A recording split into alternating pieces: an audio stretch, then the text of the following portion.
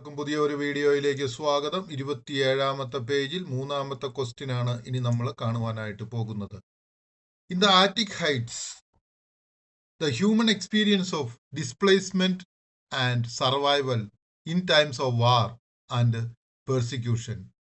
Okay, നമ്മളോട് ഇവിടെ പറഞ്ഞിരിക്കുന്നത് എന്താണ്? ഇൻ ദ ആർട്ടിക്സ് എന്ന് വെച്ച് കഴിഞ്ഞാൽ ആ തട്ടിൻപുറം എന്ന് പറയുന്ന ആ കഥയിൽ ഹൈലൈറ്റ്സ്, അതായത് ഉയർത്തിക്കാട്ടുന്നു, അല്ലെങ്കിൽ ഏറ്റവും മുഖ്യമായ ഭാഗം ഹ്യൂമൻ എക്സ്പീരിയൻസ്, മനുഷ്യന്റെ അനുഭവങ്ങൾ, ഓഫ് ഡിസ്പ്ലേസ്മെന്റ്, അതായത് ജീവിച്ചിരിക്കുന്ന സ്ഥലത്ത് നിന്ന് മാറ്റപ്പെടുന്നതും, ആൻഡ് സർവൈവൽ, അതുപോലെ തന്നെ അതിജീവിക്കുന്നതും, in times of war and persecution, യുദ്ധത്തിന്റെ സമയത്തും അതുപോലെ തന്നെ പീഡനത്തിന്റെ സമയത്തും മനുഷ്യൻ അതിജീവിക്കുന്നതാണ് ഇൻ ദ ആർട്ടിക് ഹൈറ്റ്സ് എന്ന് പറയുന്ന ആ പാഠഭാഗത്ത് നമ്മൾ കാണുന്നത്. റീഡ് ദിസ് പോസ്റ്റ്, ഈ പോസ്റ്റ് വായിക്കുക. Which appeared on a social media, ഒരു സോഷ്യൽ മീഡിയയിൽ വന്ന ഈ പോസ്റ്റ് വായിക്കുക. On the occasion of World Refugee Day, അതായത് on the occasion of World Refugee Day, അതായത് ലോക അഭയാർത്ഥി ദിനത്തിൽ ഒരു സോഷ്യൽ മീഡിയയിൽ വന്ന ഈ പോസ്റ്റ് നമ്മളോട് വായിക്കുവാനാണ് പറഞ്ഞിരിക്കുന്നത്. ഓക്കെ, ഇനി നമ്മൾ ആ പോസ്റ്റിലേക്ക് പോവുകയാണ്. The global refugee crisis is one of humanity's most pressing issue, with millions displaced due to conflict, persecution and natural distress. അതായത് the global refugee crisis, അതായത് ലോക അഭയാർത്ഥി പ്രശ്നം, is one of humanity's most pressing issue, അതായത് മാനവ ചരിത്രത്തിന്റെ ഒരു ഏറ്റവും പ്രയാസം അനുഭവിക്കുന്ന ഒരു പ്രശ്നമാണ്, ഇഷ്യൂ ആണ്. വിത്ത് മില്യൺസ് ഡിസപ്പിയേർഡ്, അതായത് ദശലക്ഷക്കണക്കിന് ആളുകൾ ഡിസ്പ്ലേസ്ഡ്, അതായത് അവർ ജീവിക്കുന്ന സ്ഥലത്തു നിന്നും മാറ്റപ്പെടുന്നു. ഡ്യൂ ടു കോൺഫ്ലിക്റ്റ്, എന്തുകൊണ്ടാണ്? സംഘടനം കൊണ്ട്. പെർസിക്യൂഷൻ, പീഡനം കൊണ്ട്. അൺനാച്ചുറൽ ഡിസാസ്റ്റർ, പ്രകൃതി ദുരന്തം കൊണ്ട്. According to the United Nations High Commissioner for Refugees, United നേഷന്റെ ഹൈ കമ്മീഷണർ അനുസരിച്ച് റെഫ്യൂജികൾക്കുള്ള യുണൈറ്റഡ് നേഷന്റെ അഭയാർത്ഥികൾക്കുള്ള ഹൈ കമ്മീഷണർ അനുസരിച്ച് ഓവർ 80 മില്യൺ പീപ്പിൾ, അതായത് 80 ദശലക്ഷം പീപ്പിൾ, ആളുകൾ have been displaced worldwide, ലോകം മൊത്തമായിട്ട് 80 ദശലക്ഷം ആളുകൾ ഡിസ്പ്ലേസ് ചെയ്തിട്ടുണ്ട്. അവരുടെ താമസിക്കുന്ന സ്ഥലത്ത് നിന്നും അവരുടെ മാതൃ രാജ്യത്ത് നിന്നും ഡിസ്പ്ലേസ്ഡ് ആയിട്ടുണ്ട്. ഇൻ റീസെന്റ് ഇയേഴ്സ്, അടുത്ത കാലത്ത്, വിത്ത് നിയർലി 26 മില്യൺ റെഫ്യൂജീസ്, അതായത് 26 മില്യൺ റെഫ്യൂജീസ്, അതായത് 26 ദശലക്ഷം refugees seeking safety outside their country of origin, അവര് സുരക്ഷിതത്വം അന്വേഷിക്കുന്നു. ഔട്ട്സൈഡ്, പുറത്ത്. ദെയർ, അവരുടെ രാജ്യം, അവർ ജനിച്ച രാജ്യത്തിന് പുറത്ത് സുരക്ഷിതത്വം അന്വേഷിക്കുന്നതായിട്ട് കാണാം. Refugees have to face an uncertain future, അതായത് ഈ പറയുന്ന റെഫ്യൂജികൾ എല്ലാവരും, അഭയാർത്ഥികൾ എല്ലാവരും അൺസർട്ടൻ, ഉറപ്പില്ലാത്ത ഭാവിയെ അഭിമുഖീകരിക്കണം. And are usually denied basic necessities such as food, shelter and health care, അതുപോലെ തന്നെ അവർ പലപ്പോഴും സാധാരണയായി ഡിനൈഡ്, നൽകപ്പെടുന്നില്ല. എന്തെല്ലാം? ബേസിക്, പ്രാഥമികമായിട്ടുള്ള ആവശ്യങ്ങൾ.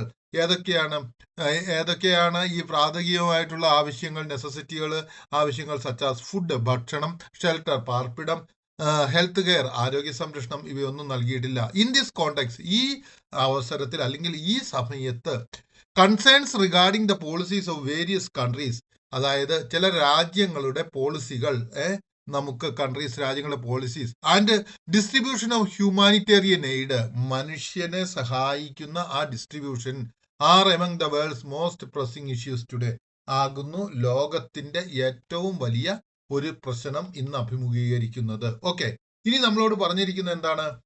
Let us now prepare a write-up. നമുക്ക് ഇനി ഒരു റൈറ്റപ്പ്, അല്ലെങ്കിൽ ഒരു ഖണ്ഡിക, അല്ലെങ്കിൽ ഒരു പാരഗ്രാഫ്, ഒരു ലിഖിതം എഴുതിയെടുക്കാം. On the problems faced by refugees, അതായത് അഭയാർത്ഥികൾ അഭിമുഖീകരിക്കുന്ന പ്രശ്നങ്ങളെ കുറിച്ച് നമുക്ക് ഒരു റൈറ്റപ്പ് എഴുതിയെടുക്കുക. Refugees of war in the present time, അതായത് യുദ്ധത്തിൽ ഉണ്ടാകുന്ന അഭയാർത്ഥികൾ അഭിമുഖീകരിക്കുന്ന പ്രശ്നങ്ങളെ കുറിച്ച് നമുക്ക് ഒരു റൈറ്റപ്പ് എഴുതി ഉണ്ടാക്കാം.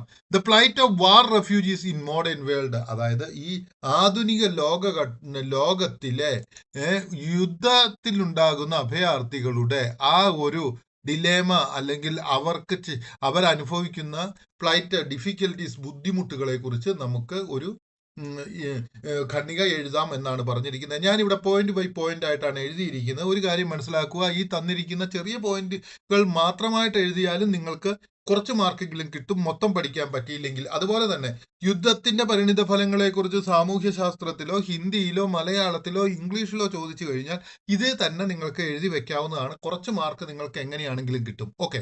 ഇൻ ടുഡേസ് വേൾഡ്, ഇന്നത്തെ ലോകത്ത്, millions are forced to flee their homes due to war. അതായത് ദശലക്ഷക്കണക്കിന് ആളുകൾ അവരുടെ വീട്ടിൽ നിന്നും ഒഴിഞ്ഞു പോകുവാനായിട്ട് പ്രേരിതരായി തീർന്നിരിക്കുകയാണ് യുദ്ധം കാരണം. Making refugee crisis one of the most pressing humanitarian challenges. അത്തരത്തിൽ അഭയാർത്ഥി പ്രശ്നം ഇന്ന് ലോകത്ത് മാനുഷികമായിട്ടുള്ള ഏറ്റവും വലിയ വെല്ലുവിളി, അല്ലെങ്കിൽ മനുഷ്യവംശം നേരിടുന്ന ഏറ്റവും വലിയ ഒരു വെല്ലുവിളിയായി മാറിയിരിക്കുകയാണ്. These individuals do not have by choice. ഈ വ്യക്തികൾ അവരുടെ ചോയ്സ് കൊണ്ട്, ഇഷ്ടം കൊണ്ടല്ല ലീവ് ചെയ്യുന്ന ആ സ്ഥലം ഉപേക്ഷിച്ച് പോകുന്നത്. They are uprooted by violence. അവരെ അവിടെ നിന്ന് പറിച്ചെടുക്കപ്പെടുകയാണ്. എന്തുകൊണ്ട്? വയലൻസ്, അക്രമം കൊണ്ട്, പെർസിക്യൂഷൻ, പീഡനം കൊണ്ട്, and collapse of the entire communities. അതുപോലെ തന്നെ ആ ഒരു സമൂഹത്തിന്റെ അധപതനവും കൊണ്ട്. ഓക്കെ, ഇനി ഇതിന്റെ കോൺസിക്വൻസ് എന്താണെന്ന് നമുക്കൊന്ന് നോക്കാം. അല്ലെങ്കിൽ പരിണിത ഫലം. Loss of home and identity. അവരുടെ വീടും അവരുടെ ഐഡന്റിറ്റിയും നഷ്ടപ്പെടുന്നു. War refugees often leave behind not only their homes. അതായത് യുദ്ധത്തിൽ ഉണ്ടാകുന്ന അഭയാർത്ഥികൾ അവരുടെ വീട് മാത്രമല്ല പിറകിൽ കളയുന്നത്, but their entire way of life, അവരുടെ ജീവിത രീതിയും കൂടി കളയുകയാണ്. Displacement can sever people from their culture. ഈ ഡിസ്പ്ലേസ്മെന്റ്, ഒരു സ്ഥലത്ത് നിന്ന് മറ്റൊരു സ്ഥലത്തേക്ക് അവരെ മാറ്റുമ്പോൾ അവരുടെ കൾച്ചറുകൾ മാറിപ്പോകുന്നു, ലാംഗ്വേജ് ഭാഷ മാറിപ്പോകുന്നു. ആൻഡ് സെൻസ് ഓഫ് ബിലോങ്ങിങ്നെസ്, അവർ ആ നാട്ടിലെ ആൾക്കാരാണെന്നുള്ള ഒരു ചിന്ത ഇല്ലാതായിത്തീരുന്നു. Leaving them to navigate unfamiliar places as strangers. അങ്ങനെ അവരെ അറിയാത്ത അപരിചിതമായ സ്ഥലങ്ങളിലൂടെ അലഞ്ഞു തിരിയുവാനായിട്ട് വിടുകയാണ് ചെയ്യുന്നത്. രണ്ടാമതായിട്ട് സെക്യൂരിറ്റി ഓഫ് ബേസിക് നീഡ്സ്. അതായത് സെക്യൂരിറ്റി ഓഫ് ബേസിക് നീഡ്സ്, അതായത് പ്രാഥമിക ആവശ്യങ്ങളുടെ നിലനിൽപ്പിനെ എങ്ങനെയാണ് ഈ റെഫ്യൂജികളുടെ പ്രശ്നം അഭിമുഖീകരിക്കുന്നത്. ഇൻ റെഫ്യൂജി ക്യാമ്പ്സ്, അതായത് റെഫ്യൂജികളെ പാർപ്പിക്കുന്ന സ്ഥലത്ത്, ഓർ ഡ്യൂറിങ് ജേർണീസ്, അതുപോലെ തന്നെ റെഫ്യൂജികളുടെ അഭയാർത്ഥികളുടെ യാത്രയിൽ, ജേർണി എന്ന് വെച്ചാൽ യാത്ര. അക്സസ് ടു ഫുഡ്, അതായത് ഭക്ഷണം ലഭിക്കുന്നത്. ക്ലീൻ വാട്ടർ, ശുദ്ധമായ ജലം ലഭിക്കുന്നത്. സാനിറ്റേഷൻ, അതായത് ശരിയായിട്ടുള്ള രീതിയിലുള്ള ആരോഗ്യ പരിചരണം കിട്ടുന്നത്. ആൻഡ് ഷെൽട്ടർ, അതുപോലെ തന്നെ പാർപ്പിടം കിട്ടുന്നത്. ഓഫൻ ലിമിറ്റഡ് ടു അൺറിലയബിൾ, അതായത് വളരെയധികം കുറച്ചാണ്, അത് ഒരിക്കലും സാധ്യവും ആവുന്നില്ല. Families may live for years without proper health care or schooling. കുടുംബങ്ങൾ വർഷങ്ങളോളം ജീവിക്കേണ്ടതായി വരും. വിത്തൗട്ട് പ്രോപ്പർ ഹെൽത്ത് കെയർ, ശരിയായ രീതിയിലുള്ള ആരോഗ്യ സംരക്ഷണം ഇല്ലാതെ, അതുപോലെ തന്നെ വിദ്യാഭ്യാസം ഇല്ലാതെ. മൂന്നാമതായിട്ട് ലീഗൽ ആൻഡ് പൊളിറ്റിക്കൽ ബാരിയേഴ്സ്, അതായത് നമ്മളോട് പറഞ്ഞിരിക്കുന്ന ലീഗൽ, നിയമപരമായിട്ടും രാഷ്ട്രീയപരവുമായിട്ടുള്ള പ്രശ്നങ്ങളെ കുറിച്ചാണ് പറഞ്ഞിരിക്കുന്നത്. Refugees faces complex migration systems and are often denied legal status. അതായത് റെഫ്യൂജീസ്, അഭയാർത്ഥികൾ അഭിമുഖീകരിക്കും കോംപ്ലക്സ്, സങ്കീർണമായ മൈഗ്രേഷൻ സിസ്റ്റംസ്. മൈഗ്രേഷൻ എന്ന് വെച്ച് കഴിഞ്ഞാൽ ഒരു സ്ഥലത്ത് നിന്ന് മറ്റൊരു സ്ഥലത്തേക്ക് ഉള്ള ആ ഒരു പ്രയാണം സിസ്റ്റത്തെയാണ് പറയുന്നത്. അപ്പൊ ആ മൈഗ്രേഷൻ, സങ്കീർണമായ മൈഗ്രേഷൻ പ്രയാണത്തെ അവരെ അഭിമുഖീകരിക്കേണ്ടതായിട്ട് വരും. ആൻഡ് ആർ ഓഫൺ ഡിനൈഡ്, അവർ പലപ്പോഴും ഡിനൈ ചെയ്യപ്പെടുന്നു, നൽകപ്പെടുന്നില്ല ലീഗൽ സ്റ്റാറ്റസ്, അതായത് നിയമപരമായിട്ടൊരു സ്റ്റാറ്റസ് അവർക്കില്ല. Leaving them vulnerable to exploitation, അത്തരത്തിലായിരിക്കുമ്പോൾ അവരെ ചൂഷണം ചെയ്യുവാൻ വളരെ എളുപ്പമാണ്. ഓർ ഡിറ്റൻഷൻ, അതുപോലെ തന്നെ അവരെ ഡിറ്റൻഷൻ സെന്ററുകളിലേക്ക്, കൂട്ടമായിട്ട് പാർപ്പിക്കുന്ന സ്ഥലങ്ങളിലേക്ക്. Political debates in host countries may cast suspicion on refugees fuelling xenophobia. അതായത് എന്ത് പറ്റുമെന്ന് ചോദിച്ചു കഴിഞ്ഞാൽ പൊളിറ്റീഷ്യൻസ് എന്താണ് ചെയ്യുന്നത്? ഇവരിൽ ഉണ്ടാകുന്ന ഒരു തരത്തിലുള്ള ആ സംശയം റേസിസത്തിന് കാരണമായി തീരും. ഓക്കെ, ഫ്യൂവലിംഗ് എന്ന് വെച്ച് കഴിഞ്ഞാൽ ആളി കത്തിക്കും എന്നുള്ള ഒരു അർത്ഥത്തിലാണ് റേസിസം. അതായത് ഈ പൊളിറ്റിക്കൽ ആയിട്ടുള്ള ഡിബേറ്റ്സ്, അതായത് പൊളിറ്റീഷ്യൻസ്മാരുടെ ഈ സംസാരം ഇൻ ഹോസ്റ്റ് കൺട്രീസ്, ഈ അഭയാർത്ഥികൾ എത്തിച്ചേരുന്ന രാജ്യങ്ങളിൽ, കാസ്റ്റ് സസ്പീഷ്യൻ, അവർക്ക് ഒരു സംശയം ഉണ്ടായിത്തീരും. ഓൺ റെഫ്യൂജീസ്, അഭയാർത്ഥികളിൽ. ഫ്യൂവലിൻ റേസിസം, അതെന്ത് ചെയ്യും? ഫ്രേസിസത്തെ, അതായത് ഓരോ വർഗം എന്നുള്ള ഒരു റേസ് എന്നുള്ള രീതിയിലുള്ളതിനെ ഫ്യൂവൽ ചെയ്യും, ആളി കത്തിക്കും എന്നാണ് പറയുന്നത്. നാലാമതായിട്ട് ഫിസിയോളജിക്കൽ ട്രോമ, അതായത് സൈക്കോളജിക്കൽ ട്രോമ, അതായത് മാനസികമായിട്ടുണ്ടാകുന്ന സംഘർഷം. മോസ്റ്റ് ക്യാരി ഇൻവിസിബിൾ വൂൺസ്, അതായത് ആർക്കും കാണുവാൻ കഴിയാത്ത തരത്തിലുള്ള മുറിവുകളുമായിട്ടാണ് ഈ അഭയാർത്ഥികൾ പോകുന്നത്. In there memories of conflict, അത്തരത്തിലുള്ള മുറിവുകളാണ് അവരുടെ മെമ്മറി, ഓർമ്മകൾ ഓഫ് കോൺഫ്ലിക്റ്റ്, അതായത് യുദ്ധത്തിന്റെ ഓർമ്മകൾ, നഷ്ടത്തിന്റെ ലൂസ് ഓർമ്മകൾ, പേടി, അതായത് ഭയത്തിന്റെ ഓർമ്മകൾ. ചിൽഡ്രൻ ഇൻ പർട്ടിക്കുലർ, കുട്ടികൾ പ്രത്യേകമായിട്ട് suffer long term effect from disrupted education and exposure to violence, അതായത് കുട്ടികൾ എന്ത് ചെയ്യും, ലോങ് ടേം, അധിക നാളത്തേക്ക് എന്ത് ചെയ്യും, എഫക്റ്റ്, ഇതിന്റെ പരിണിതഫലം അനുഭവിക്കും. ഡിസ്റപ്റ്റഡ് എഡ്യൂക്കേഷൻ, അതായത് അവർക്ക് ശരിയായ രീതിയിൽ വിദ്യാഭ്യാസം കിട്ടില്ല. ആൻഡ് എക്സ്പോസർ ടു വയലൻസ്, അതുപോലെ തന്നെ അവരെ വയലൻസിലേക്ക്, അക്രമങ്ങളിലേക്ക് അവരെ തുടർച്ചയായി തുടർന്ന് കാട്ടും. അഞ്ചാമതായിട്ട് ബരിയേഴ്സ് ടു എഡ്യൂക്കേഷൻ ആൻഡ് വർക്ക്. ഇനി എന്താണ് ചെയ്യുന്നത്, എഡ്യൂക്കേഷനും അതുപോലെ തന്നെ ജോലിക്കും തടസ്സമായി തീരുന്നു. ഈവൻ വെൻ ഫിസിക്കലി സേഫ്, അവര് ശാരീരികമായിട്ട് ഓക്കെ ആണെങ്കിൽ പോലും. Many refugees struggle to access education, വളരെയധികം റെഫ്യൂജികൾ എഡ്യൂക്കേഷൻ ലഭിക്കുന്നതിൽ നിന്നും അകന്നു നിൽക്കുകയാണ്, അവർക്ക് ലഭിക്കുന്നില്ല. ഓർ ഫൈൻഡ് മീനിങ് എംപ്ലോയ്മെന്റ്, അതുപോലെ തന്നെ അവർക്ക് ശരിയായ രീതിയിലുള്ള എംപ്ലോയ്മെന്റ്, ജോലിയും ലഭിക്കുന്നില്ല, വിദ്യാഭ്യാസവും ലഭിക്കുന്നില്ല.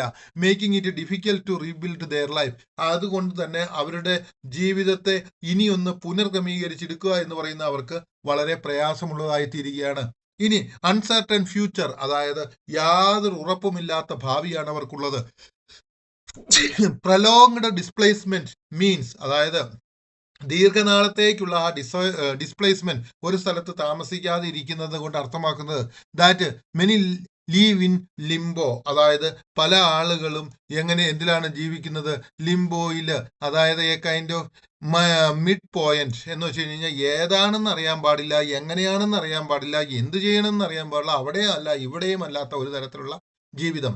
അൺഏബിൾ ടു റിട്ടേൺ ഹോം, അവർക്ക് അവരുടെ വീട്ടിലേക്ക് തിരിച്ചു പോകാൻ പറ്റില്ല. Yet unable to fully integrate elsewhere, അതേ സമയത്ത് തന്നെ അവർക്ക് പൂർണ്ണമായിട്ടും മറ്റൊരു സ്ഥലത്തേക്ക് അവരെ കൂട്ടിച്ചേർക്കാനും പറ്റുന്നില്ല. This uncertainty affect their ability to plan or heal. This uncertainty, ഈ ഉറപ്പില്ലായ്മ, അതിനെ അഫക്റ്റ് ചെയ്യുന്നു, അത് സ്വാധീനിക്കുന്നു. Their ability to plan or heal, അവരുടെ എബിലിറ്റി, കഴിവുകളെ പ്ലാൻ ചെയ്യുന്നതിന് വേണ്ടിയിട്ടും അതുപോലെ തന്നെ അവരെ ഹീൽ ചെയ്യുക എന്ന് വെച്ച് കഴിഞ്ഞാൽ എന്താണ് ചെയ്യുന്നതെന്ന് നിങ്ങൾക്കറിയാമല്ലോ, സുഖപ്പെടുത്തുന്നതിനും സാധ്യമല്ലാതെ വരുന്നു. എനിക്ക് തോന്നുന്നു ഈ പാഠഭാഗം നിങ്ങൾക്ക് മനസ്സിലായെന്ന്. ഇനി നമ്മൾ അടുത്ത വീഡിയോയിലേക്ക് പോവുകയാണ്.